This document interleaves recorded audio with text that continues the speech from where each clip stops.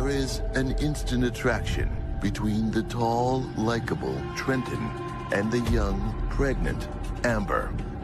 They went to dinner and they never spent a night apart after that. When secrets start to pile up, things can turn deadly. Especially when someone is about to lose everything and has easy access to a gun.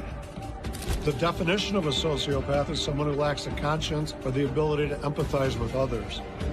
A murder that shakes the very foundations of small-town America and leaves everyone asking why.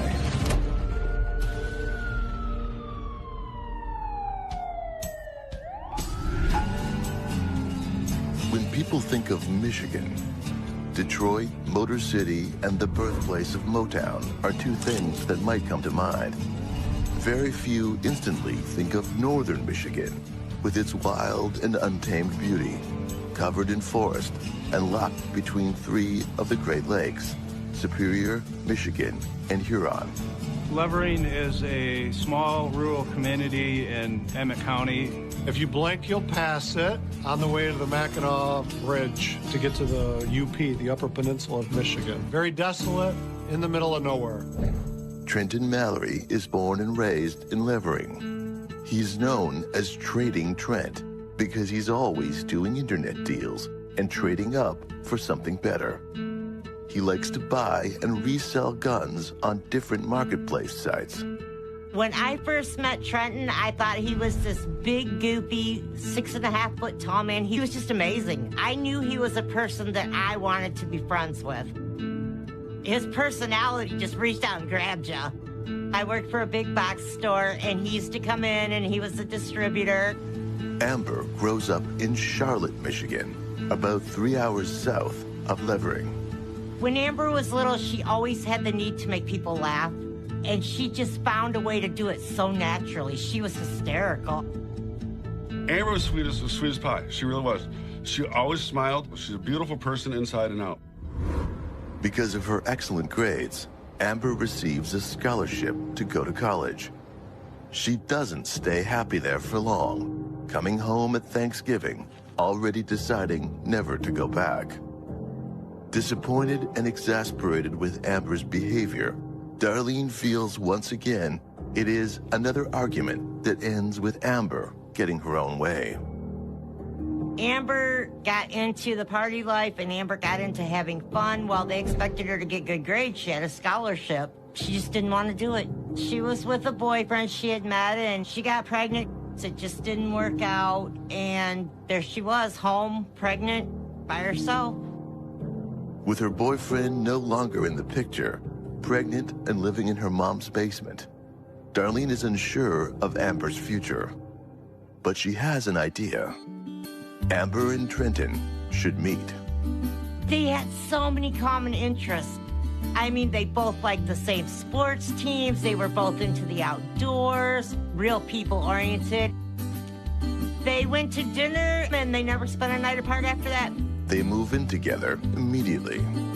They kind of reminded you of a little old married couple. They just bicker, and then it was just a big joke, and their relationship was so full of love and energy. When I saw them together, it just made my heart beam, because it was like Amber had finally found what she was really looking for. Trouble soon strikes the happy couple. At 3 months old, their son is rushed via helicopter downstate to the Children's Hospital with an enlarged heart. He is diagnosed with cardiomyopathy. And it was so severe, he had to be on a transplant list, and he had a Berlin heart. It was actually a heart on the outside of his body that pumped the blood through him. The medical care for this child was putting them in a financial ruin. Medications upward of $5,000 a week are vital to their son staying alive and not covered by insurance. To make matters even worse, their son develops leukemia generated by the cardiomyopathy and medication. 4 weeks before her son is to get his heart transplant, Amber and Trenton find out she is pregnant. The heart transplant took a real toll on them. I mean, they were both exhausted. At one point, Amber just was like, I can't deal with a relationship and this. And Trenton was like, no, we're a family. You don't walk away from family. We will work on this. Amber needs a break from the stress of the overwhelming medical bills and looking after her constantly sick child. She decides to head to the casino one night and blow off some steam. To her surprise, she wins $1,200. Date night was the casino. Amber got Trenton going, and then they both just really liked it. They would go to the casino at least once a week. Things finally seem on the upswing for the devoted couple. The oldest boy has had his heart transplant, is in remission from his leukemia, and their youngest son is born healthy. It just made my heart beam, because it was like Amber had finally found what she was really looking for. Amber didn't just, slide over the bar. She wanted to be the best. She wanted to be the best mom at school. She wanted to be the best partner to her husband. She wanted to be the best, everything. The morning of March 6, 2014, starts off bright, cold, and crystal clear at minus 21 degrees Fahrenheit. It's also a busy morning for Amber. Her first stop is to buy snacks for school at the local store. Amber had left the residence that morning to take her kids to school. She left about 7:05 a.m. When she left, Trent was sleeping in bed. Normally they took the bus. This morning she decided to drive him to school. She went to a small store in Pellston, where she purchased a snack for her son to take to class that day. Next stop is to take her younger son, who has been sick for a few days, to the local clinic. And while she's sitting there waiting for her son to be evaluated by the doctor, she texts Trent at about 9:13 a.m. with no response from him. After they leave Quick Care, they go to pick up a prescription for the son. Amber makes her last purchase at 9:46 a.m. before heading off to her sister Amy's house for a quick visit. Amy lives with her partner Mike, about 20 minutes away from Levering, but no one is at their place. So they head home, arriving at around 10:30. Little does Amber and her son know what is waiting for them at their home.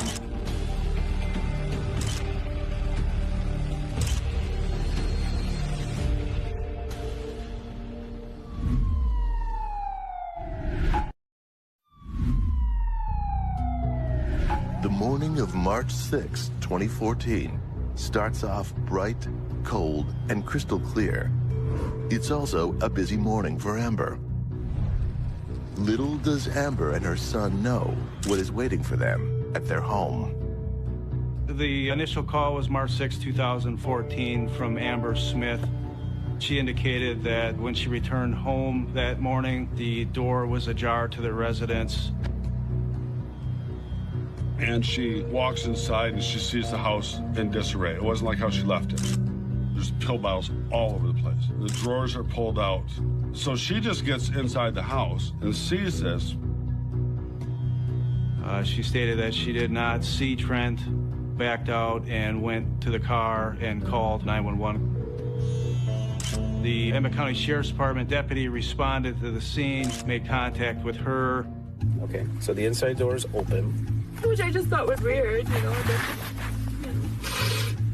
But, I mean, Trent is the most forgetful person that I know, so I was like, hey, he just forgot to shut the door. Maybe he didn't get up.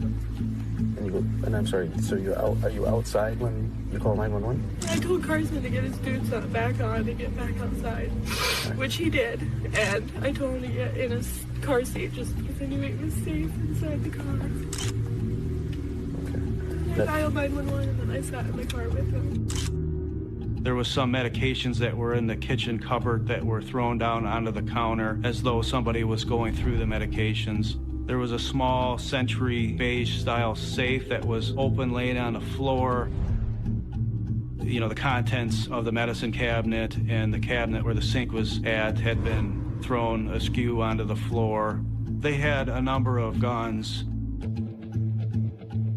Upon entering the bedroom, the deputy could see that there was a subject laying in bed. He had the covers, blankets up to his neck. There was obviously visible sign of trauma to the subject's head, and he was deceased in bed. There's no doubt in the deputy's mind that he has found Trenton Mallory. A detective soon arrives on the scene and starts speaking to Amber, hoping to get a clearer picture as to what has happened. As hard as it is to question someone minutes after they've learned their loved one has been murdered, it's imperative to find out as much as possible and as quickly as possible about the victim. There is absolutely nothing easy to say, to do, to make you feel any better in the situation, so I'm terribly sorry for that. It's not your fault. You can help, right? You can figure it out. That's what I'm here for. I'm going to figure this out. I got to ask you a lot of questions, so as you may know, or may not, time is of the essence in the situation, I guess, okay? The reporting person always needs to be cleared. Spouse, a fiance, a girlfriend, anybody that's close to the deceased, you're going to want to clear them with an alibi or at least verify their story the best you can and get a better picture of what's going on. At the beginning, the world is wide open as far as potential suspects goes. Trenton is Mr. Nice Guy. He is a hard-working family man. There is nobody that can be found who would say anything negative about Trent or who can give a reason as to why someone would want to kill him. Who doesn't like Trenton? Who would be his biggest enemies? Everybody likes Trent. He is such a good guy. Everybody likes him. Enemies? I don't think so. Trenton's the most amazing man ever. I couldn't love him more if I had given birth to him. Trenton was so special and so kind. He would do anything for anybody. If this, in fact, is a homicide, if it is, I would assume that you would cooperate to the fullest. That means taking computers, phones, anything. That's fine, I don't care. With the cooperation of a grief-stricken Amber secured, police start tracking movements, calls, and texts between her and Trenton and others involved in their lives.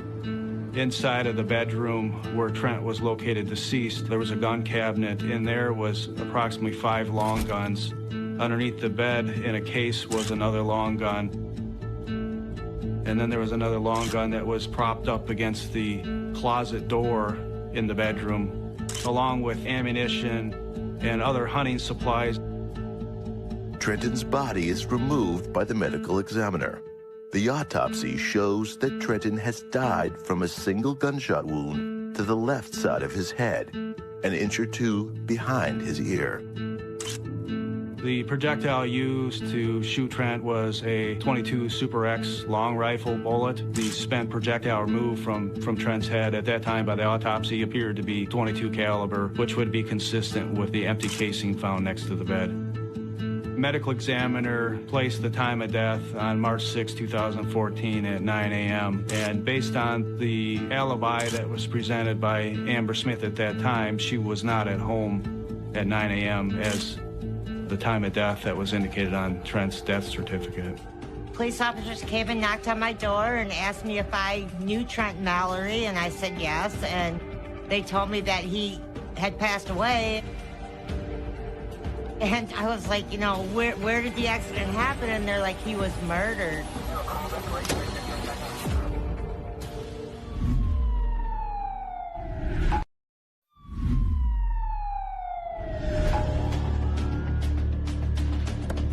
Amber Smith comes home to discover their house has been broken into and ransacked. Even more horrible, her fiancé Trenton is found murdered in the master bedroom, lying face down on the bed with severe head trauma. I have to tell you that we are treating this as a homicide. Okay?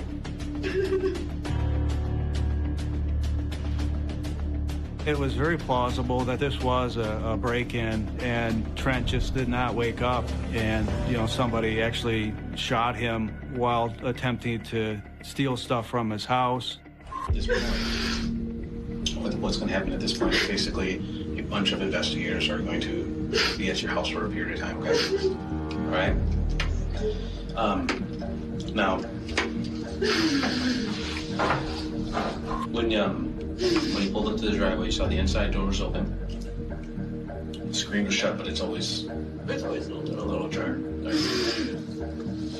When you walked into the house, did you yell for Trenton at all? No, because I didn't know if he was still sleeping or not. So. Okay. The world was wide open as far as to potential suspects and who would want to kill Trent, who would want to break into their house, who would know that Amber and the kids had left at the time they did. So it was a matter of digging into Trent's life and to Amber's life and to the family's life, just to see, is there something that we don't know about? Is there's something going on? Detectives begin coming up with various scenarios and suspects and slowly start to eliminate those with an alibi. How did the person get in the house? Was there forced entry? Did they break into the house? I mean, how did they gain entry to the house to commit this crime? They're way out in the middle of nowhere. There's so many people that he's always dealing with from work, and people swing by, and he tells me who they are, but if you understood Trent, there are so many people that he knows and that know him, and, they'll stop by or will swing by someone else's house. So. Trenton was buying items like from sporting goods stores, trail cams, and, different kind of weaponry, hunting rifles and hunting gear. And he was buying them and then selling them on Facebook Marketplace. They kind of started looking at that aspect of Trading Trent was his nickname, that maybe he just got in with the wrong person. So we're basically in the middle of nowhere, right? Basically in the middle of nowhere. And why, if I were to tell you that it's a possibility, okay, that somebody caused the death to Trenton, who do you think would do such a thing? Nobody would do that. Trent buys and trades a lot of stuff, so there's always people coming and going, buying stuff or selling stuff. People involved in the trading and bartering world are not always what or who they seem to be. Many people post items for sale with descriptions that are not always accurate. The old saying, buyer beware, still rings true, especially when buying, selling, and trading guns and ammunition. Occasionally, stories of deals gone wrong will reach police. Her husband says that Trent had told him that he was dealing with a person down in Big Rapids with guns. That guy was so mad. Trent was mad too, because he drove out there, and it wasn't just for a gun. She had a tractor for sale, like a garden tractor. And they were selling it really cheap. And then I was like, okay, well, if it, runs fine, then we'll definitely buy it. And he got there and said that he didn't want to buy the tractor because, it wasn't in the shape that he thought it was in. He just starts yelling at him, swearing at him. And yelling at Trent? Yeah, and Trent was like, well, I'll still buy the rifle or the shotgun from you, but, I don't want the tractor. And they just went off on it. Okay. Do you know the names of these people? I have no idea. I know they blocked us on Facebook, so we can't even see them. People are selling guns, they use guns to trade and barter in rural areas. None of those guns were taken. They were just left there. I mean, if anything, you can get money from guns, but they were left behind. They had TVs, they had trail cams, they had hunting equipment, they had a lot of guns, all things that would be particularly desirable for somebody who had a nefarious intent, okay? They had some money. They did have some cash on hand, that there'd been a big fundraiser in the area, and they'd gotten some cash. And they had drugs, okay? Not street drugs, they weren't like that, okay? But they had drugs that were marketable, maybe. Guns, money, and drugs, that's what drives the world, right? That's a red flag. Why would somebody break in, shoot somebody, and not take anything? Well, it's telling me somebody wanted somebody dead. If the motive is not to steal anything, what other reasons would someone have to want Trenton dead? Is there a reason why anybody would want to take Trent out of the picture? And we really struggled to find too many people that really fit that bill. We did learn of that Amber did have an affair within the last few months prior to that. After the transplant, she had started contacting a previous boyfriend and started, you know, doing things that just were so out of character. It was like she needed to escape her own life, and it didn't turn out very well. How well do you know Ryan Hunter? Ryan Hunter? I used to work with him. How well do you know? He cheated on his wife with me. I would work there. Okay. And when was the last time you contacted him? I talked to him 2011. 2011? Was the last time you talked to him? We talked on Facebook. Maybe it was 2012. I don't know. It was a couple years ago. Right. Well, it was 6 to 8 months ago. Excuse me? Correct. We have those. 6 to 8 months ago? That's correct. Law enforcement always has to make sure that anyone having an affair with the partner of someone who is murdered is also not an accomplice or guilty of that murder. In short, to eliminate the affair as a motive for the murder.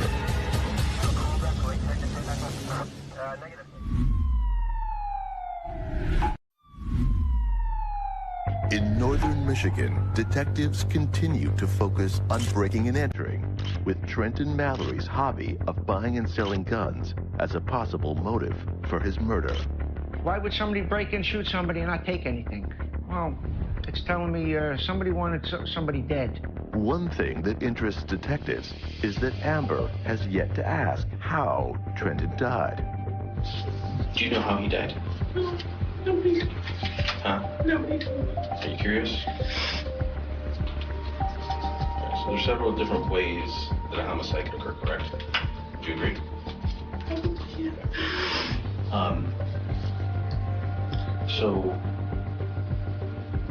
So he was shot. But it appears that he was sleeping when this occurred. Hey, look at this from the detective's point of view, okay? We're in broad daylight. Yes. A house in the middle of nowhere, right? There's a truck parked in the driveway, okay? The door's open, there's neighbors, all right? And then all of a sudden a person is shot in his sleep at the house. Does that sound odd to you? We interviewed Amber, and the details changed. There was just little things that would change over time because it's hard to keep track of all those inconsistencies, which, you know, made her a prime suspect, but certainly didn't put us over the top where we could charge her at that point. Another thing detectives are soon able to rule out is whether this is a burglary with narcotics being the primary goal. It's been observed that the kitchen cupboards and medicine cabinets have been gone through, and prescriptions and pill bottles scattered everywhere. I see a lot of medication in there. Who's that for? There's antibiotics in there, a bunch of dental work done. Marshall takes meds. We buy a lot of over-the-counter cold products and stuff when they're 88 cents at Walmart. Oh, it's just a bunch of random stuff. Her son had a lot of medications, being a transplant person, and they thought maybe if he had narcotics or something, but these medicines were very dangerous for anybody who didn't need them. But they thought maybe it was for the medications because we do have a lot of drug problem here. It's like a safe, like a fireproof safe, and that's open. Is that usually locked? Well, it's locked, but the keys sit right on top of it. Like, we're not real safe about it. Okay. What? I mean, if we leave somewhere, we take the keys with us. Like, if we go, away for a day or two. Mm-hmm. Or if, like, someone comes over to babysit, we put the keys away. But usually the keys are just sitting there. What could they possibly be looking for in there? I mean, they're opening up the safe, they're going through drawers. The person's going through a lot of different things. I mean, we've got guns in there. Trent's hunting rifles and stuff, and he's got a couple guns that he would trade away. So, if I was a bad guy and I wanted to walk in there, to get something? I mean, we keep money in the house. People know that we normally have cash on hand if we need something. Okay. Who are these people that know that? I don't know. I imagine if you said that somebody got into the safe because they took our money, you know, which, whatever. But I don't know why anybody would hurt Trent, because if they needed the money that bad, he would just give it to them. One of the big challenges detectives face is the discrepancy in statements between family members and friends. Often, people remember things differently for a number of reasons. Some of those reasons are innocent, others are not. In the case of Amber's statement, things are not adding up the way they should. Sound like you guys had an amazing relationship. Well, it was. I mean, you know, I've known Trent for a long time. We went on a blind date 10 years ago, and I chased that boy, and, you know, he just didn't want anything to do with me, and, you know, we were the greatest friends. But then I decided to go off and get engaged to somebody else, and then all of a sudden he was interested in me. It was fine, and then Marshall came along, and, you know, he loves kids. Like, there's nothing in this world that Trent ever wanted more than to be a dad. Like, he just always wanted a house full of kids. We realized that we know each other better than most married couples know each other because we were best friends. And, you know, we tried to date, and then the stuff happened with Marshall, and, you know, it was just too much stress for me, like trying to deal with a dying child, and I was pregnant. But then after Carson was born, you know, we figured it out. Investigators are having a hard time reconciling Amber's insistence that this is a burglary gone wrong with the facts of the case. Amber tried to claim that this was a burglary. There were a few things that were disheveled. The victim was killed with a .22 rifle. Despite the fact that she claimed this was a burglary, forced entry into the home, there were numerous other guns in the house that were untouched, and the murder weapon was missing. As the investigation unfolds, it turns out that Amber and Trenton had been advertising this particular .22 rifle for sale. She actually had held it up with the serial number on one of the photographs, proudly advertising it for sale. It's the one gun that's missing from their home. At first, she claimed she had no knowledge of that gun, she had never held that gun, and later, looking at her social media, she's got the gun in her hand, and she's advertising it for sale. Even though under Michigan law, prosecutors do not need to prove a motive to get a conviction, investigators still want to know the why of the case. Usually, so does a jury when it involves murder. What we found out in digging into their finances was their house was in foreclosure. One of their vehicles was being repossessed. They were severely behind on other loans as well. They had a mountain of credit card debt. And in addition to all of that, Amber was taking out payday Friday loans continuously at 300% interest just to get money. Why? Because she had a gambling addiction. She spent an exorbitant amount of money on gambling. Most, if not all, of these loans and this debt were taken out by her, and they were in Trenton's name. She tried to take out a loan in his name even after he was murdered. As far as anybody knew, their relationship was still real good. But I saw, as Amber's mom, I knew what was out of characteristic for her.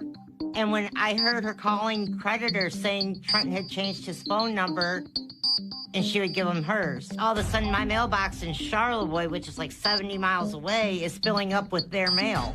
She's just like, I don't want to burden Trenton with all the knowing about all these bills because he's so worried about them. She just got very manipulative. Amber had come to me at one point and told me that, you know, she was really in a financial bind. I took a loan out and I loaned Amber the money. Well, 6 months later is when all these bills started arriving in my mailbox. And I said, Amber, I took a loan out. I bailed you out of your financial trouble. What is all this? Well, she had over $25,000 in debt at the casino alone. And plus they had credit card debt. She had stopped paying the mortgage. The house was in foreclosure. The car had been repoed a few times. In fact, one time when it got repoed, she told Trenton that her and I got into an argument, and she threatened to run me over with the car, so the police took her car. And he believed it. I had been watching Amber unravel for months. I mean, she was doing things like alienating the whole family against each other. When Amber gets into a situation, her first instinct is to just totally do away with it. I mean, there was no Amber sitting down talking to Trenton about their finances or anything. She just killed him. As fingers continue to point to Amber, detectives do their best to try and get some answers from her that make sense. I gotta tell you that there's a piece of information or piece of evidence that we have. Okay. It's in the lab right now. We're there. I can't tell you. I mean, it could be anything from blood, fingerprints, shell casings. I can spend 22 shell. If you have a fingerprint, I spend 22 shell. DNA in a 22 shell. Okay. Those type of things. All right. And we found the spent shell that was used. Okay. There's DNA. All right. Is there any possible way that your DNA could be on that shell? There's a lot of 22 shells discarded at my house. I mean, we were shooting a 22. We know that that shell is the shell that was used to strike Trent, okay? What I'm asking you is a simple question, though, right? Is that 22 shell the one that we have, okay, that potentially has a fingerprint and DNA on that shell? Is that going to come back to you? No. You better be absolutely certain, because I'm telling you right now, what you're seeing is not necessarily true. I can't explain it for you. Well, why is that? I did not shoot Trent, so... Okay. So you asked me if my DNA would be on that spent shell casing, so I would say no.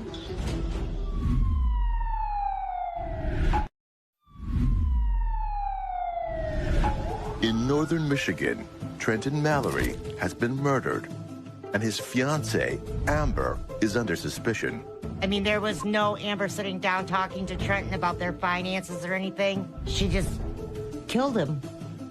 The one thing that was missing in the case was the murder weapon. We had a pretty good circumstantial case against her, but without that murder weapon, we didn't have the smoking gun, so to speak. And several months later, when the snow melted at her sister's house, her sister sees this .22 rifle buried in the snow. Did the right thing, called the police. Detectives strike gold when they receive a call from Amy, Amber's sister, telling them she thinks the missing murder weapon is sticking out of a snowbank at her partner Mike's house. Quickly, detectives persuade Amy to allow them to record a conversation with Amber, asking her about the gun. I need to talk to you. I went up to Mike's house, and when I was leaving there, I noticed something in the snowbank, and when I stopped I put it there yesterday, and I was going to stop at Mike's house today and talk to him. You put the gun in the yard? I just bought it because I wanted something for home protection. What did you do with it? I didn't touch it. Oh, okay. Are you kidding me? I didn't know it. I mean, it looks a lot like the gun that they had a picture of. That they said, they said there was a gun missing, and I was just shaking. I was freaked right out. If you could go right tonight and get it, because I just got to get out of there. All right, I'll be there with you. Amber makes up this ridiculous story about having bought a gun for protection after Trenton was killed, and she was just basically storing it in the snowbank at her sister's house. When Amber was little, she was as stubborn as they came. I mean, she was headstrong. And Amber, even as a little girl, could never accept defeat. And if Amber failed at something, she took it so hard that she would find ways to cover it up. Dude, I totally misunderstood what you said to me. I was buying a gun from a person named Snow and asked them to meet me at Mike's house. Not that somebody stuck a gun in your snowbank. I just don't get this all. I don't either. I love you, but I mean, you didn't do this, did you? No, I didn't do it. So the sister said, well, come out here and get rid of this thing. come pick it up. And of course, the police were there waiting for her. I'm recording.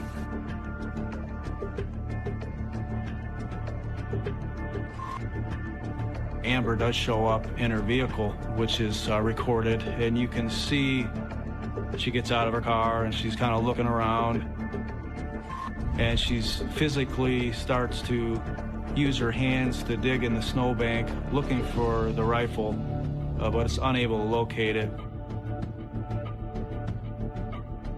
She's coming back to her car. It was no longer there because the police had removed it.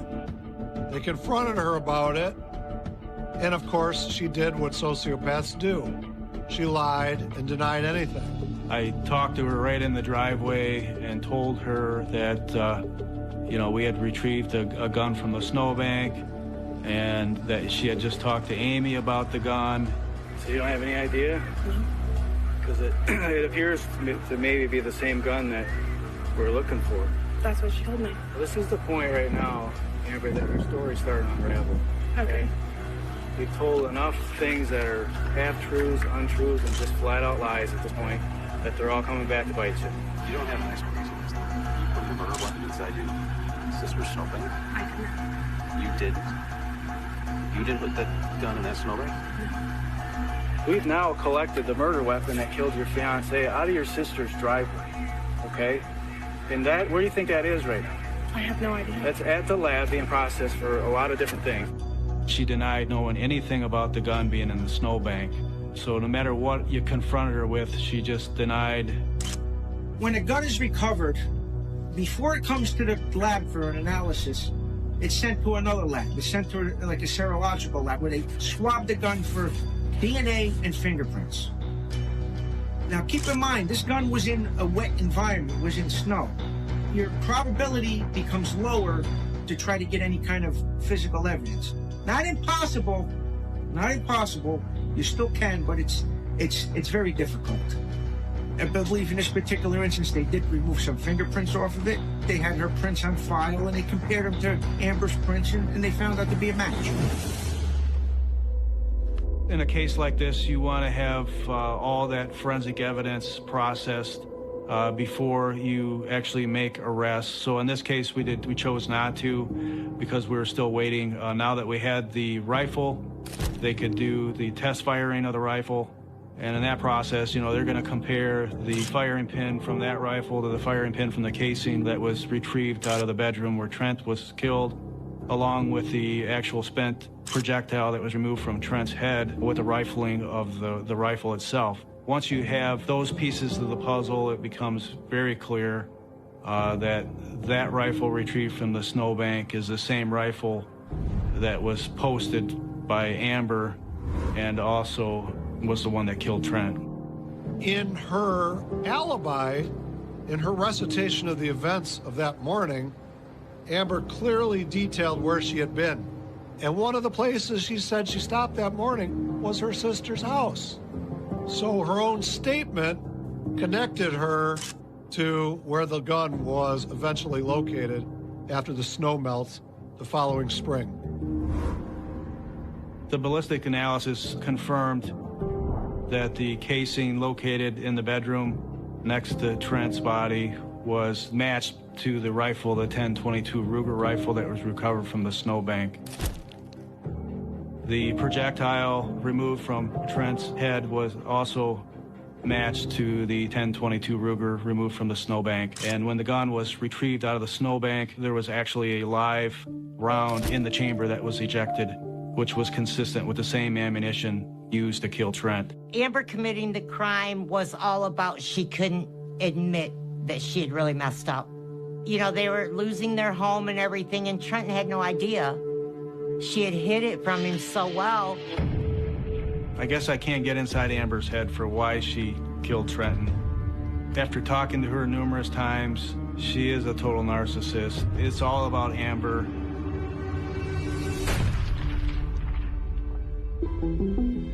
The truth's going to be that you shot your fiancé in bed while he was sleeping with a rifle that you put in your sister's driveway. It's going to make you look like this cold-blooded killer that thinks about nothing except herself. When the gun was found in the snowbank and turned over to the forensic laboratory, the case basically turned into a slam dunk against Amber. At that point, it was frosting on the cake. There was indisputable evidence at that point that Amber was guilty. Even Amber's perfect alibi, which she has so carefully constructed, would not stand up in court. We got a guilty verdict, I would say within a half hour. Amber Smith was convicted for first-degree murder and felony firearm. Now, that conviction is an automatic life sentence without parole. She is getting sent to prison forever, and it's never going to be out in her lifetime. I'm 100% sure she's guilty. I felt like I lost a son and a daughter. Everybody said he was the nicest guy in the world. He was the best father, not only for his own son, but her son as well. Never in my wildest dreams did I think she was capable of taking a life, especially someone like Trenton who gave her the world.